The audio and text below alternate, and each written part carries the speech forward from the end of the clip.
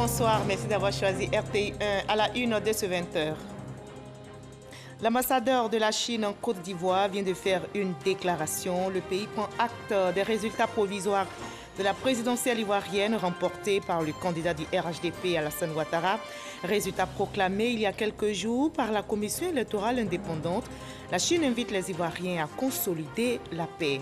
La paix et le développement font bon ménage dans la région du Ourodougou. 15 villages des sous-préfectures du Ourofla, Morondo et Guy Brosso viennent de bénéficier d'installations de compteurs d'électricité gratuitement.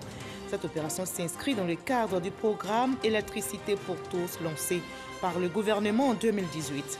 En Guinée, la Cour constitutionnelle valide l'élection du président Alpha Condé à la présidentielle. La plus haute juridiction du pays a invoqué le manque de preuves des opposants, dont Cellou Dalein Diallo, principal challenger d'Alpha Condé, pour justifier le rejet de leur dossier. Alpha Condé a remporté la présidentielle avec plus de 59% des voix. Fin de suspense aux États-Unis, la Pennsylvanie offre la victoire à Joe Biden. Le candidat démocrate remporte la présidentielle et devient le 46e président des États-Unis. Mais Donald Trump ne l'entend pas de cette oreille, dénonce des fraudes et compte saisir les tribunaux dès ce lundi. Soyez la bienvenue sur RTI 1. Femmes, nouvel espoir du monde. C'est l'ouvrage que propose aux électeurs Bibli Eric, auteur ivoirien. Il est notre invité de la page culture de ce 20h. Il appelle les femmes à sauver le navire terrestre qui manque de faire naufrage par la faute des hommes. Comment faire taire alors les armes, éteindre les conflits et instaurer la paix dans le monde? Pour Bibli Eric, l'humanité tend la main aux femmes, une main qu'elles doivent s'empresser de saisir. Bonsoir, Monsieur Bibli Eric. Bonsoir, madame. Alors, pour vous, les femmes sont le nouvel espoir pour la paix et la stabilité dans ce monde. Dites-nous, et les hommes, n'ont-ils pas cette mission aussi? Oui, effectivement, quand vous lisez le titre « Femmes, nouvel espoir du monde », le mot « nouveau » déjà sous-entend qu'il y a eu un ancien espoir. Donc, si aujourd'hui la femme est le nouvel espoir, ce qui veut dire que les hommes, certainement, ont échoué. Voilà. Et vous nous en direz davantage dans la page culture en quoi les hommes ont-ils échoué ou auraient échoué dans cette mission de la paix, comment les femmes pourront donc réussir, relever ce défi pour le bien de l'humanité. On va en débattre dans une trentaine de minutes dans la page culture. À tout à l'heure. On connaît le vainqueur de la présidentielle en Côte d'Ivoire. La CEI a proclamé les résultats provisoires cette semaine, donnant vainqueur le président Alassane Ouattara. Les résultats ont été transmis au Conseil constitutionnel pour validation.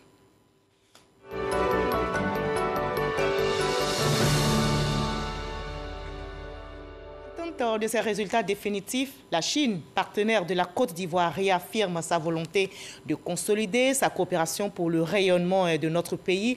L'ambassadeur chinois résidant à Abidjan vient de faire une déclaration. La Chine prend acte des résultats provisoires de la présidentielle proclamée il y a quelques jours par la CEI et invite tous les Ivoiriens à consolider la paix. Didier Nguessan.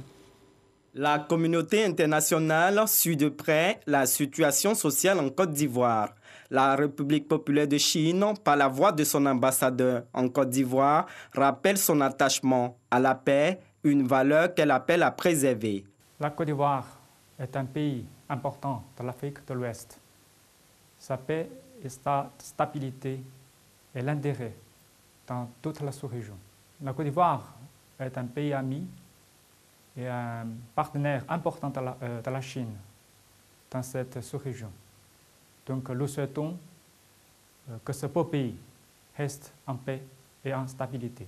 Son Excellence Wang Yi, rappelant les propos du porte-parole du ministère des Affaires étrangères de Chine, prend acte des résultats provisoires de l'élection présidentielle. Nous avons pris acte du résultat préliminaire publié par la Commission électorale indépendante ainsi que des déclarations de la CEDEAO et de l'Union africaine.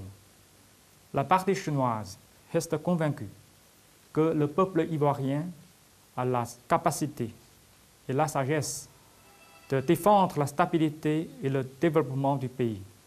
La partie chinoise entend renforcer la coopération avec la partie ivoirienne dans divers domaines en vue d'un développement continu des relations bilatérales d'amitié et de coopération. Le projet de renouvellement du parc automobile, qui est entré dans sa phase pratique, est l'un des fruits de la coopération sino-ivoirienne. La Chine est par ailleurs le 3e importateur de la Côte d'Ivoire. Selon les résultats provisoires proclamés par la CEI, la présidentielle du 31 octobre dernier, je rappelle, a été remportée par le candidat du RHDP, Alassane Ouattara, avec plus de 94% des voix. Une victoire célébrée par les militants. Je vous conduis maintenant à Agboville, où une caravane a été organisée pour saluer le président élu et prôner surtout le vivre ensemble. Mahama Traoré.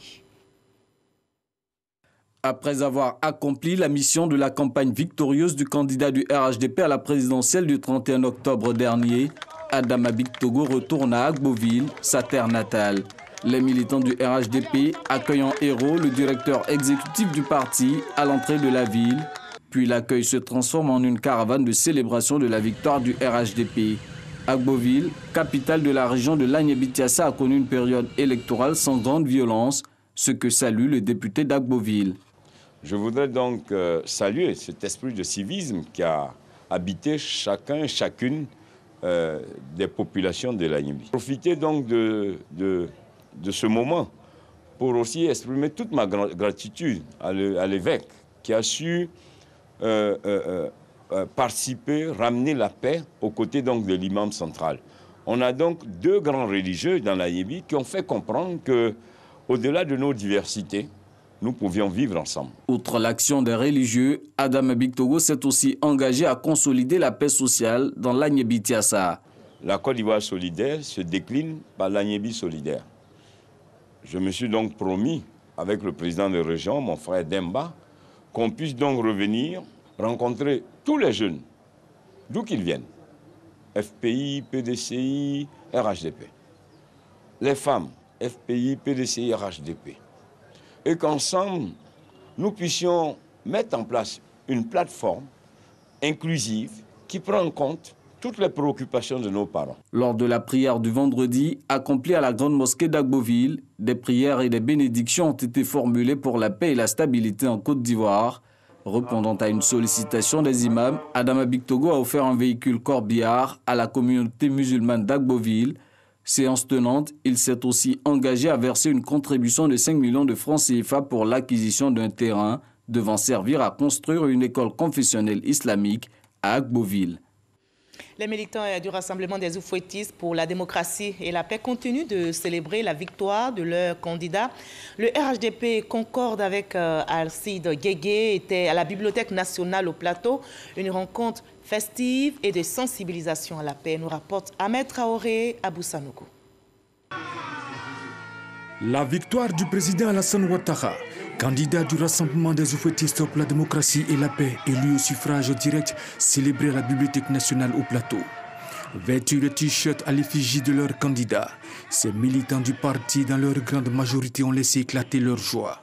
D'autant plus que leur candidat a remporté cette élection présidentielle du 31 octobre dès le premier tour. Alcide Guégué, au cadre du Rassemblement des Oufouettistes pour la démocratie et la paix, apprécie à sa juste valeur le sacrifice consenti par le président Alassane Ouattara. Cette manifestation était importante parce qu'il fallait dire merci au président Ouattara. La Côte d'Ivoire est classée par le London Stock Exchange comme pays pré-émergent.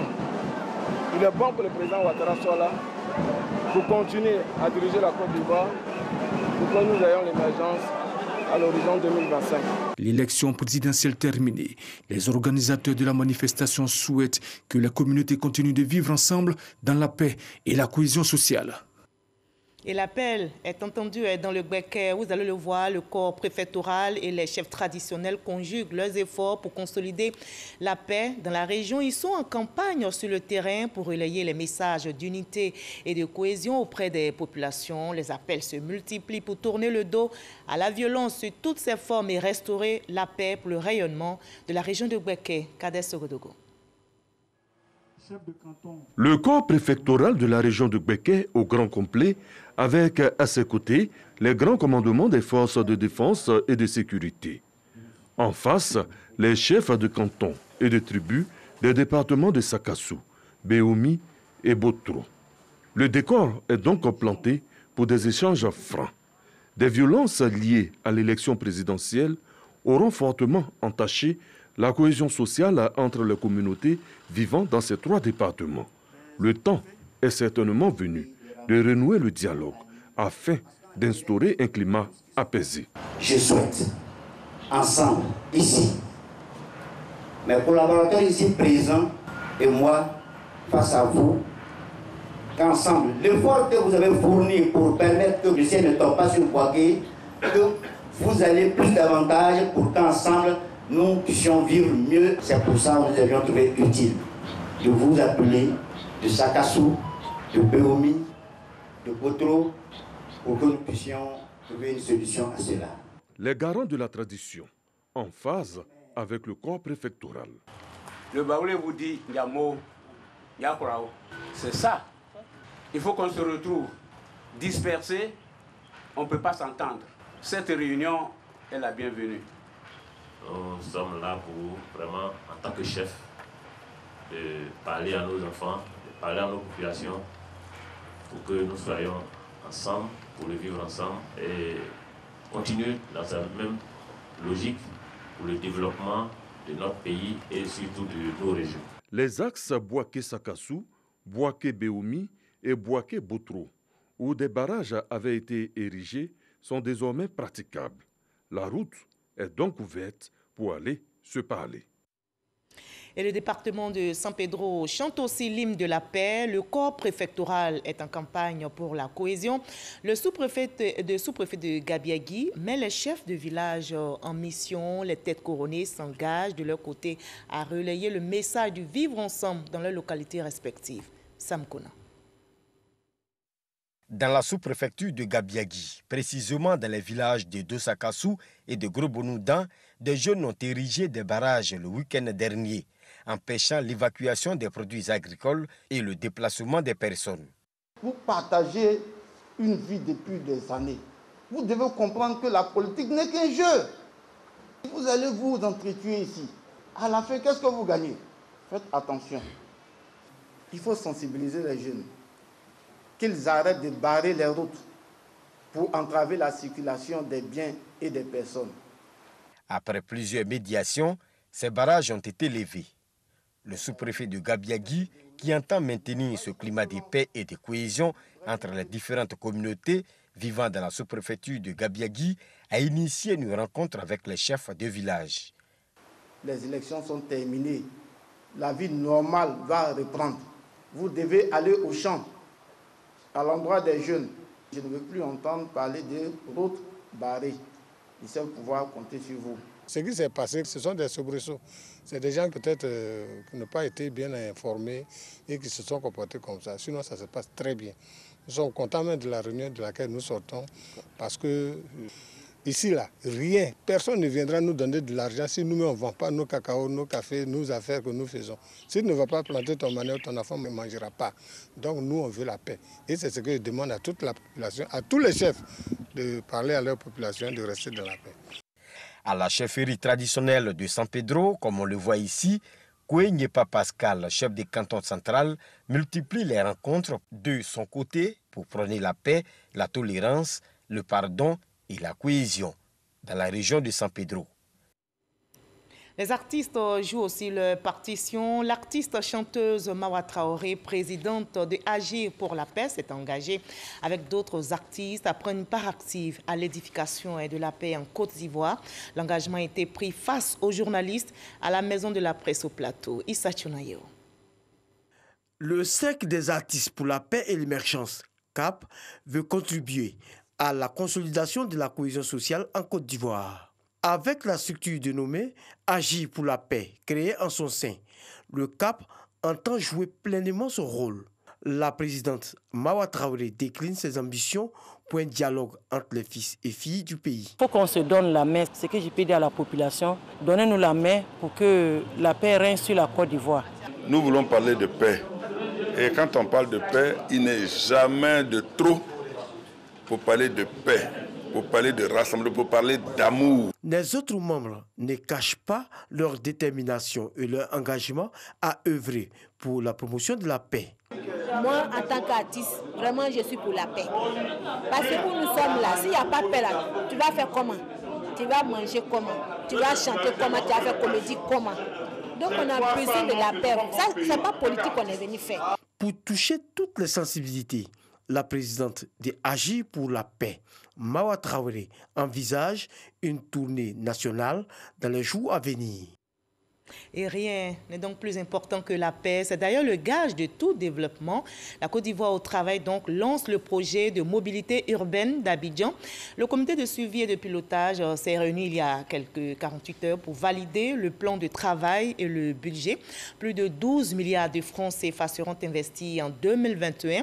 Le coût global du budget de mobilité urbaine d'Abidjan s'élève à 316 milliards de francs CFA. Lansine Bakayoko.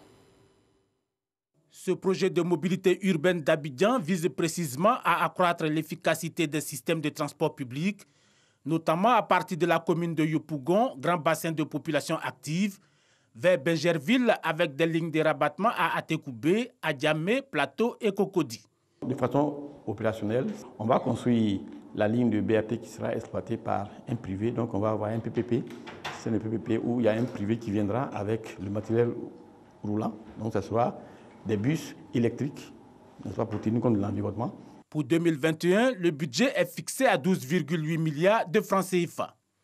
Dès que le projet deviendra opérationnel, les Abidjanais pourront effectuer le trajet Yopougon-Plateau en moins de 20 minutes et Benjerville en 45 minutes. Cette facilité de déplacement devrait rendre accessible en moins d'une heure quelques 600 000 emplois supplémentaires. La particularité de ce projet, c'est sa capacité à traiter tous les aspects de la mobilité, aussi bien infrastructures, services et ressources humaines.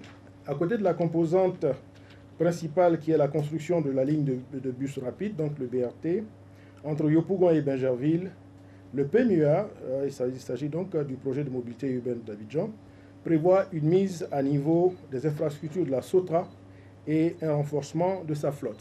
Le secteur artisanal composé de Gbaka et de taxis communaux bénéficiera également d'un soutien du projet avec pour objectif la professionnalisation de tous les acteurs. Et nous trouvons que c'est une très bonne chose et il n'y a pas moins de 1000 véhicules Gbaka qui vont être renouvelés auprès de nous, les transporteurs artisanaux. Donc c'est important pour les uns et les autres. Il y aura près de 5000 personnes à former dans le secteur du transport. Nous pensons que cela va de la professionnalisation du transport routier. Selon la Banque mondiale, le transport représente la troisième dépense des ménages d'Abidjan après la nourriture et le logement. Globalement, ce sont près de 4 milliards de francs CFA qui sont ainsi dépensés quotidiennement. Le développement est aussi en marche dans la région du Worodougou. 15 villages des sous-préfectures de Worofla, Morondo et Guibrosso viennent de bénéficier d'installations de compteurs d'électricité gratuitement. Cette opération s'inscrit dans le cadre du programme Électricité pour tous lancé par le gouvernement ivoirien en 2018. Kader Sogodogo. Dans la région du Worodougou, environ 1 millier de ménages d'une quinzaine de villages des sous-préfectures de Worofla et Djibrosso viennent de bénéficier gratuitement de l'installation de compteurs d'électricité. Une opération qui s'inscrit dans le cadre du programme Électricité pour tous lancé par le gouvernement en 2018. Objectif, faciliter l'accès des populations à l'électricité. Dans certaines de ces localités, comme à Souasso et Djorofa, dans la sous-préfecture de Djibrosso, il s'est agi des tout premiers abonnements, c'est-à-dire des toutes premières consommations domestiques après l'éclairage public. Les populations voient ainsi leurs conditions de vie s'améliorer et entrevoient déjà les opportunités de création d'activités génératrices de revenus. Tout le monde n'avait pas le moyen de s'offrir un compteur parce que c'était cher. Mais aujourd'hui, grâce à la générosité du gouvernement, les compteurs sont venus gratuits. Donc chacun a la possibilité d'avoir de l'électricité chez lui. Au lieu de l'abonnement classique à 150 000 francs CFA, le programme Électricité pour tous exigeait initialement un paiement de 1 000 francs CFA avant de passer aujourd'hui à 0 francs CFA. Les 150 000 francs CFA sont payés sur une période de 10 années. Reconnaissant Les bénéficiaires expriment leur gratitude au président de la République. Depuis le temps de nos papas, on n'a jamais dormi dans la lumière.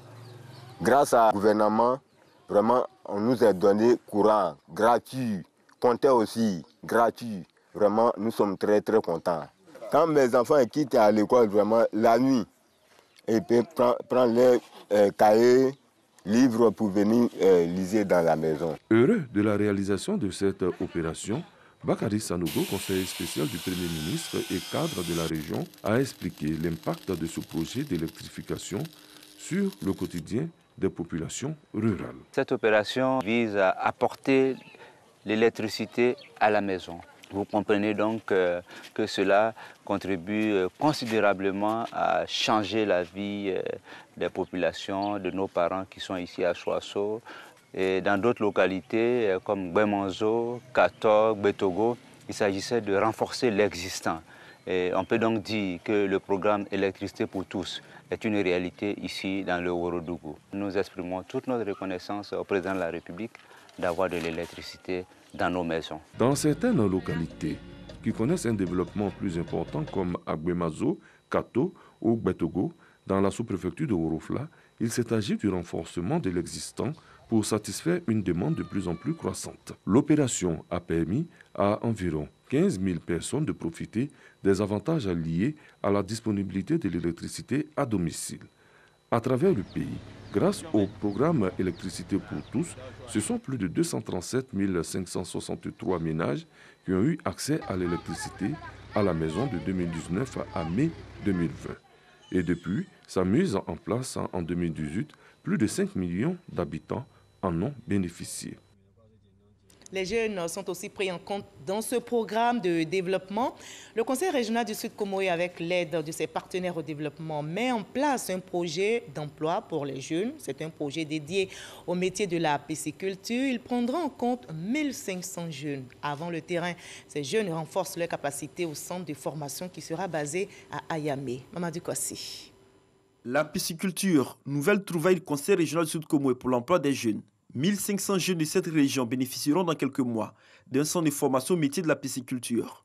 Un cadre à la fois de formation et d'emploi pour accompagner la prise en charge socio-professionnelle des jeunes de la région.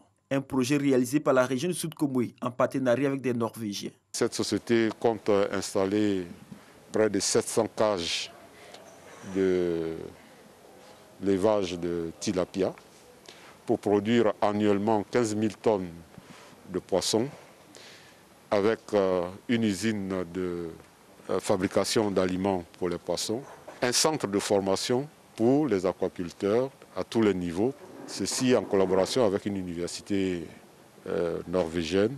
La pisciculture n'est pas le seul secteur valorisé par le Conseil régional du Sud Comoé. L'économie verte et circulaire constitue également un axe essentiel de la politique d'emploi des jeunes.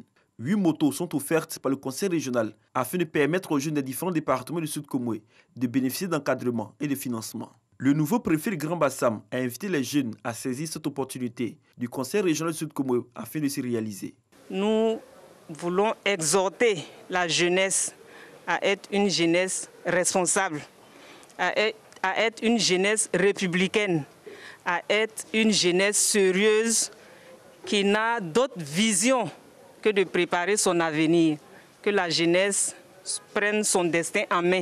Cette activité de remise de motos s'est déroulée au cours de la deuxième session ordinaire du Conseil régional du Sud Comoé, tenue dans la ville de Grand Bassam. Occasion de faire le point des investissements et de parler de perspectives, tout ceci pour l'amélioration des conditions de vie des populations de cette région. Et comme on le voit, la Côte d'Ivoire en paix au travail et elle s'active pour venir à bout du coronavirus.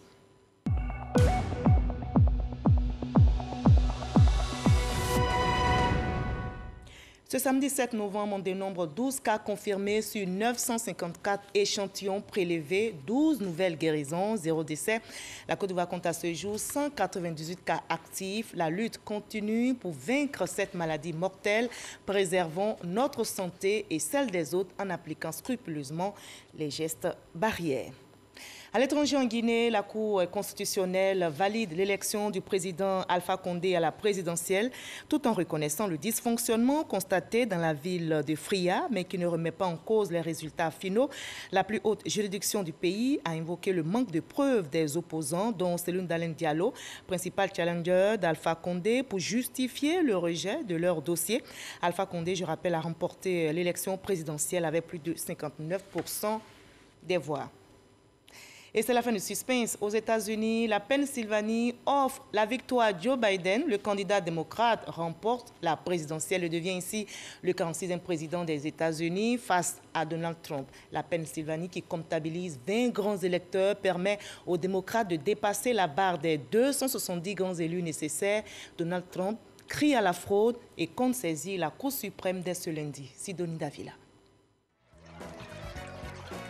Joe Biden est le vainqueur de la présidentielle aux États-Unis. Après 4 jours de suspense, l'ancien vice-président de Barack Obama franchit et dépasse le seuil magique des 270 grands électeurs. Selon les médias américains, il remporte 273 contre 214 pour son adversaire. Le candidat des démocrates a réussi son pari en remportant la Pennsylvanie, le Michigan et le Wisconsin. 3 États industriels traditionnellement démocrates que Donald Trump avait arrachés à Hillary Clinton en 2016. Une victoire des démocrates que ne reconnaît pas le camp des républicains. Donald Trump, qui n'a cessé de crier à la fraude, n'a toujours pas reconnu sa défaite. Mais pour le nouvel homme fort des États-Unis, Joe Biden, cette victoire est l'aboutissement d'une carrière politique qui a démarré il y a quasiment 50 ans. Le 20 janvier prochain, Joe Biden deviendra le 46e président des États-Unis et sa colistière, Kamala Harris, entrera dans l'histoire en devenant la première femme noire à accéder à la vice-présidence. We did it, Joe. You're going to be the next president of the United States. Dans les rues américaines, concert de klaxons et d'acclamations. Une foule afflue vers le centre de Washington, aux abords de la Maison-Blanche, pour célébrer la victoire du démocrate Joe Biden. Et nous sommes samedi, on passe à l'instant culture de ce 20h.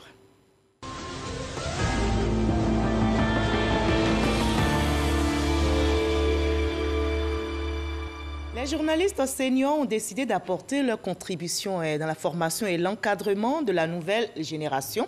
Pour fédérer leurs efforts, ils ont mis en place une structure, le CENAC des journalistes seniors. Cette structure regroupe des anciens journalistes des différents médias de notre pays. Lucien Ouedanou et Auguste Miremont ont été désignés à la tête de cette structure. Mamadou Kwasi. Pendant des décennies, ils ont été les animateurs des médias et de la presse en Côte d'Ivoire. Aujourd'hui, ce sont les retrouvailles entre ceux qui sont devenus des seniors de la presse. Des retrouvailles motivées par la mise en place du Cénacle des journalistes seniors de Côte d'Ivoire. Une organisation qui vient soutenir et encadrer la nouvelle génération. Et nous voulons peser de notre poids ou de notre voix dans tout ce qui concerne la profession de journaliste. Le métier a des règles de déontologie et d'éthique, des règles professionnelles. Et malheureusement, l'évolution de la presse fait que le public a une image dégradée de la presse. Il y a beaucoup d'excès au quotidien dans les médias et ce serait bien de rappeler aux jeunes confrères les limites qui ne doivent pas être dépassées. Nous allons construire une sorte de passerelle qui partira des anciens vers les jeunes. Et les jeunes ont intérêt à saisir cette perche parce que l'expérience est une chose qu'on ne peut pas commenter. Elle est essentielle, incontournable. Je suis en joie. Nous avons passé beaucoup de moments dans un certain journalisme. Et nous qui avons fait nos pas dans ce certain journalisme-là, nous voulons corriger pour que nos jeunes que vous êtes, vous ne retombez pas dans les mêmes erreurs que nous. Donc le Cénacle est là pour essayer de faire un nettoyage dans notre noble métier de journaliste. Les travaux ont permis la mise en place de différents organes, notamment le conseil exécutif, dirigé par Lucien Ouedanou, et le haut conseil du Sénat, conduit par Auguste Miremont. à tous ceux qui font œuvre dans ce métier de respecter la déontologie de leur métier.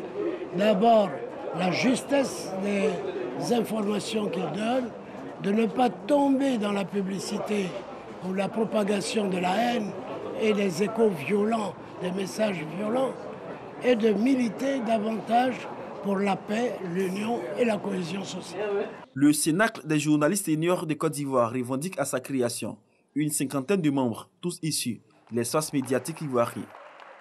Et on arrive à l'entretien avec notre invité de la page culture. Je vous retrouve avec plaisir, M. Bibli Eric. Alors, vous avez déjà écrit « Quand les femmes se perdent, le pays se perd » et vous venez de publier aussi le livre « Femmes, nouvel espoir du monde ». Alors, nous les femmes, nous sommes bien honorées par cette affirmation. Mais dites-nous, vous, en tant qu'homme, quelle est votre part dans cette construction de la paix? Bon. Déjà, si je fustige les hommes pour dire qu'ils ont échoué, je peux déjà commencer à raisonner à partir de mon vécu. Quand nous sommes nés, on nous a dit comme ça que l'homme est le maître de la maison. Et plus loin encore, on nous dit que l'homme est supérieur à la femme. Qui l'a dit? C'est ce qu'on entend, c'est ce qu'on voit, c'est ce qu'on a toujours constaté. Est-ce que vous avez comment dire, les parents, quand ils n'ont pas un enfant mâle dans la famille, c'est tout un problème. D'accord. Voilà. Donc, il faut forcément un garçon. Et on a grandi avec ces idées. Un matin, de ces dernières années-là, on vient nous dire qu'il y a maintenant une égalité entre l'homme et la femme. Hier, la femme était inférieure. Aujourd'hui, l'homme et la femme sont égaux. Certainement que la femme sera supérieure demain. Ah, ça c'est votre souhait? Que la femme soit supérieure à l'homme? En tant que quand même promoteur du genre, ça m'étonne quand même. Non, non, ce n'est pas ce que j'ai dit. J'ai dit qu'elle était inférieure. D'accord. Ensuite, elle est égale aujourd'hui. Ce n'est pas moi qui décide. Certainement, ils nous diront qu'elle est supérieure demain. D'accord. Voilà. On espère qu'on n'en arrivera pas là. Alors, on va suivre votre logique. Oui. Vous dites les hommes ont échoué. Oui, ils ont échoué. D'accord. Alors, quelle est donc aujourd'hui pour la construction de la paix, vous tendez, l'humanité doit tendre la main à la femme. Oui. Mais où est l'homme? L'homme, il est là. Il n'a plus de rôle à jouer, vous le pensez? Si. L'homme, il est là. L'homme, il est là. En fait, la vie entre l'homme et la femme, c'est une complémentarité, en fait. D'accord. C'est justement parce que les hommes ont essayé de tout faire hier tout seuls qu'ils ont échoué. Donc, vous appelez donc à la complémentarité. Voilà, à la complémentarité. Et c'est pourquoi vous dites « La femme est le nouvel espoir du monde », un ouvrage qui a été lu par notre confrère Franck Quadio. On va ensemble suivre le résumé de cet ouvrage et on en rediscute sur ce plateau. Pour recentrer l'équilibre de notre humanité troublée par la multitude de crises et soubresauts sociaux causés souvent par l'égoïsme et la mauvaise foi des hommes, il faut une implication plus importante de celle qui semble une roue du carrosse pas toujours prise en compte dans la prise de décision, c'est-à-dire la femme. C'est du moins une des idées fortes de cet essai de Bibli Eric intitulé « Femme, nouvel espoir du monde ». Mais l'auteur n'est pas qu'un chantre béat de la cause féminine. Bibli Eric est favorable à l'équilibre des formes, que les femmes acceptent de jouer leur rôle et que les hommes acceptent de donner aux femmes leur véritable position, d'où la proposition de 2 grandes parties pour ces 145 pages de propositions concrètes. Le regard d'un citoyen lambda et le regard d'un sage sur la société humaine. 2 parties où l'auteur s'intéresse pêle-mêle aux questions d'égalité des sexes, de la femme et du pouvoir, mais aussi de la véritable place de la femme dans la société, surtout dans la sphère politique. Pour ceux qui ne comprendraient pas encore la thématique, Bibli Eric a publié ce livre sous un autre titre, « Paix, démocratie, pouvoir, aujourd'hui la femme est le meilleur choix ». Voilà, la femme est le meilleur choix. Alors, dans une république, tous les citoyens sont égaux. Oui. Qu'est-ce que vous entendez par égalité entre femmes et hommes? À quoi cela renvoie selon vous? L'égalité entre l'homme et la femme doit se mesurer par le mérite. Dans le passé, on empêchait la femme d'aller vers le savoir. Et donc, elle n'allait pas à l'école. La jeune fille n'allait pas à l'école. Donc, le savoir appartenait seulement qu'aux hommes. Et aujourd'hui, l'ouverture est faite. Donc, on doit se baser sur le mérite, la connaissance. Mais bon, on constate quand même que quand j'ai dit de donner à la femme sa véritable place, c'est qu'il y a des femmes de valeur dans la société aujourd'hui. Mais dans les prises de décision, on ne les entend pas, on ne les voit pas. D'accord. Voilà pourquoi je demande qu'on leur donne leur véritable place. Il faut donner la parole à la femme. Heureusement que le quota a été, vous le savez, adopté par le gouvernement en mars 2019. Alors, revenons à la mission salvatrice que vous voulez confier à la femme en ce qui concerne le renforcement de la paix. Alors, pour vous, les hommes auraient échoué. Oui. Dites-nous, expliquez-nous clairement pourquoi. Pourquoi est-ce qu'ils ont échoué? Je vous ai dit tantôt que les hommes voulaient tout faire tout seuls. D'accord. Alors que tout seul, on ne peut pas réussir. On ne peut pas réussir. D'accord. Ce n'est pas possible. Dans votre livre, donc, vous en voulez aux femmes qui n'ont pas bien compris leur mission. Oui. Alors, quelles sont selon vous les valeurs que doivent incarner ces femmes-là, les femmes leaders notamment? Oui. Les femmes d'abord doivent comprendre qu'elles sont la mère de l'humanité. Elles sont même la mère de ces hommes-là. Et donc, qu'ils soient grands, comme on le dit, ou petits, elles doivent toujours avoir un regard sur le comportement des hommes. Oui. Qui qu'ils soient, elles doivent avoir un regard sur leur comportement. Elles doivent, les arraisonner s'il le faut. D'accord. Alors, comment les femmes de tous secteurs pourront-elles impacter leur environnement pour instaurer la paix? Parce que vous ne ciblez pas une catégorie de femmes seulement, c'est toutes les femmes de tous les secteurs. Comment elles peuvent donc, ces femmes-là, impacter leur environnement pour instaurer ou restaurer, consolider la paix? Oui, c'est de comprendre aujourd'hui que si on leur a donné l'égalité, elles doivent comprendre qu'elles ont aujourd'hui la possibilité, elles ont aujourd'hui tous les droits, avec l'égalité des sexes, elles ont aujourd'hui tous les droits de dire aux hommes ce qu'elles pensent effectivement. Et donc, la femme ne doit pas se sentir comme l'esclave qui n'a pas son mot à dire. Et le monsieur à la maison, dans les familles traditionnelles que nous connaissons, quand le monsieur ne se comporte pas bien, la femme doit pouvoir le lui dire. Vous comprenez? Même à un plus haut niveau. C'est ce qu'il faut qu'on fasse. Et même, je vais faire une proposition concrète parce que je crois que je suis là pour ça. Je crois que si je suis sur ce plateau, c'est justement pour faire aboutir mes idées. Oui, voilà, allez-y, on vous écoute donc. Mes idées. Et donc, j'avais déjà écrit un projet de réconciliation pour la paix, que voici, où j'ai dit comme ça, projet de réconciliation et de paix. Et la recherche de la paix par les femmes. Donc, c'est pour dire que la paix doit se discuter aujourd'hui avec les femmes et non entre hommes.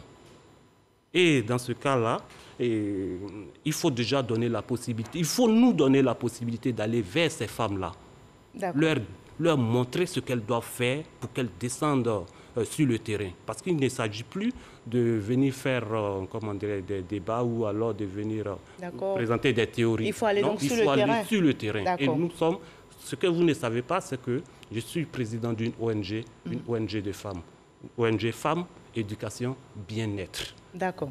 Alors, quels sont les exemples de femmes qui, selon vous, ont réussi à se démarquer dans cette mission de paix? Des femmes qui pourraient inspirer d'autres dans cette marche vers la paix? Les exemples de femmes. Et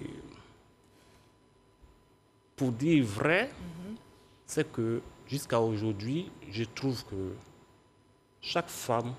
Et je demande surtout cet exemple par rapport à ce que nous vivons actuellement. Oui. Allez-y rapidement. Voilà. Pour ce que nous vivons, je trouve que chaque femme a un parti pris. D'accord. Et c'est ce qu'il ne faut pas. Il faut se dépouiller de toute partialité et dire que je suis une femme, ce qu'on attend de moi, je suis une colombe, il faut que je marque mon époque. Il faut que je marque mon temps en œuvrant pour la paix. D'accord. Et justement, le 15 novembre prochain, la Côte d'Ivoire célébrera la Journée nationale de la paix. Alors, quel est votre message? Vous n'allez pas exclure les hommes, parce que là, vous parlez de complémentarité en tant qu'artisan du genre, d'équilibre. Oui, effectivement. Déjà, si nous sommes là, et ça fait déjà bien, et on va, d'ici le 15, je vous ai présenté un livre tout à l'heure. Au hasard, comme ça, j'ai sélectionné certaines femmes, au moins 42 femmes. D'accord. 42 femmes. De tous les secteurs. De tous les secteurs. Et d'ici là, je crois que nous aurons l'occasion d'approcher ces femmes-là pour que le 15 novembre, elles puissent venir véritablement parler de paix, elles puissent s'engager pour la paix. Merci beaucoup, M. Bibli Eric. Merci d'avoir été avec nous sur ce plateau. Les hommes ne travailleront plus seuls, on l'espère. Voilà, en complémentarité avec les hommes et la Côte d'Ivoire. Ils font les dégâts, mais ce sont les femmes qui viendront réparer. Voilà. La nuit porte conseil, on le dit. Okay. On voit donc le rôle de la femme. Merci d'avoir été avec nous sur ce plateau. Le navire terrestre ne chavirera pas du tout. Gardons l'espoir, travaillons à la paix, dans l'unité. Femmes, hommes, pour un monde meilleur. Rien ne vaut la paix. Consolidons donc la cohésion sociale dans notre très beau pays, l'unique pays, la Côte d'Ivoire.